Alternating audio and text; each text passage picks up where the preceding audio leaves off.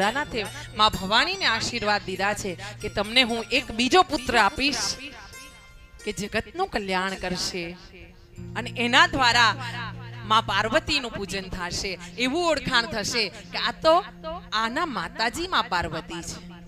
હા, એવી રીતે દેવી તમને ઓળખાણ આપવામાં આવશે. એટલે માં શાંત થયા છે. અને માને શું એક ઈચ્છા હોય, દરેક માને મને એક પુત્ર હોય.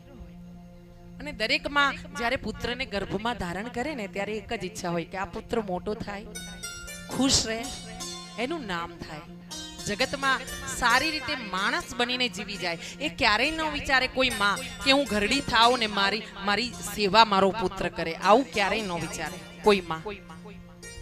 એને તો એમ જ હોય કે મારો બાળક મોટો થાય, મારો લાલ મોટો થાય, મારો દીકરો મોટો થાય, એને સારી સારી વહુ મળે, એને ત્યાં દીકરાના દીકરા થાય અને એ આનંદથી જીવતો હોય.